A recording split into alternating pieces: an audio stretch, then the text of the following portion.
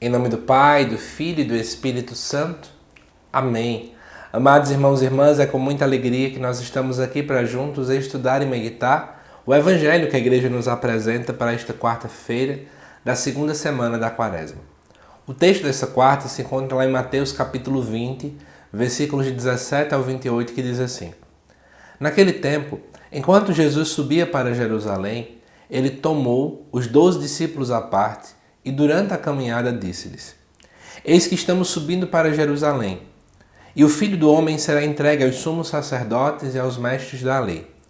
Eles o condenarão à morte e o entregarão aos pagãos para zombarem dele, para flagelá-lo e crucificá-lo.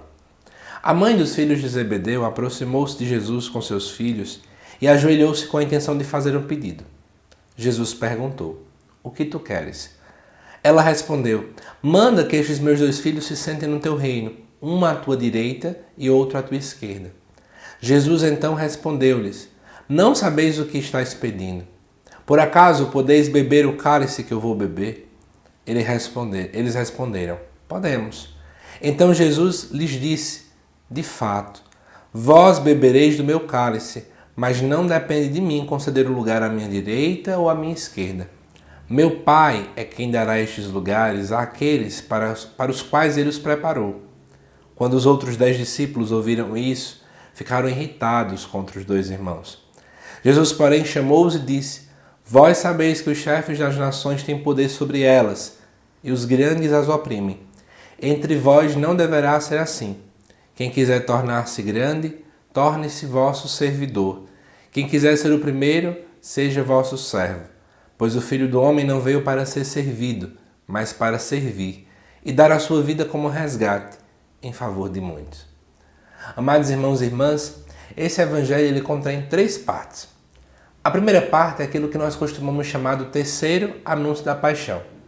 Isso porque já havia outras 2 vezes em que Jesus havia dito aos seus discípulos que ele ia ter que sofrer, que ele teria que ser crucificado e que ele então iria ressuscitar depois. Só que todas as vezes em que Jesus anuncia que vai morrer, existe algum episódio muito estranho depois de incompreensão. Agora, no Evangelho de hoje, nós estamos vendo que eles estavam a caminho de Jerusalém, que é um caminho espiritual, um caminho pedagógico, em que Jesus está ensinando a eles como é que é ser discípulo de verdade. E agora eles passam pela seguinte situação. No Evangelho de Marcos aparece com que eles pedem para ficar à direita e à esquerda de Jesus. Segundo estudiosos, o evangelista Mateus coloca a mãe para meio que amenizar a situação que já não era muito legal. E agora acontece o quê? A mãe pede para que um fique à direita, outro fique à esquerda, em posições de honra. E aí Jesus vai dizer: olha, eles não vão poder beber do meu sofrimento. E aí eles vão dizer que podem, né? Que aguentam, que teriam força, que teriam coragem.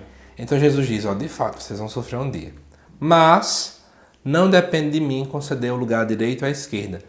Jesus diz isso, embora ele também seja Deus, meio para dizer assim: olha, não é por méritos, mas é por graça. É isso que ele está querendo dizer, né? Por isso que ele coloca: é o meu Pai a quem dá esse lugar, ou seja, é graça de Deus, não é mérito seu.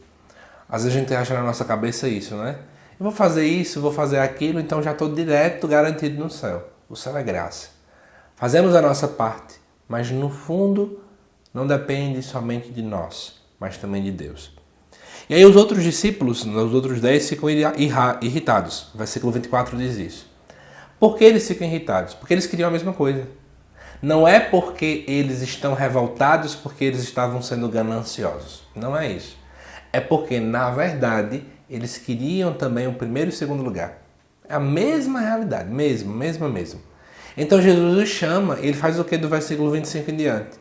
Ele vai dizer que os poderes políticos, econômicos, enfim, da época, eles só eram gananciosos. Eles, na verdade, queriam somente ter poder e oprimir o povo. E aí Jesus diz: no reino de Deus não pode ser assim. No reino de Deus a lógica é: aquele que está em primeiro lugar, ele é o último. Aquele que quer ser o maior, ele serve. E foi isso que Jesus experimentou, né? Ele serviu o povo na Santa Ceia. Ele lavou os pés dos discípulos. O Filho do Homem veio servir, não veio para ser servido. E nós precisamos fazer a mesma coisa. À luz desse Evangelho, reflitamos Será que a gente está procurando ficar só em primeiro lugar? Será que a gente tem ganância? A gente só tem sede de poder? Meditamos sobre isso nessa quarta-feira. Que Deus te abençoe e eu te aguardo nos próximos vídeos aqui do canal. Até mais!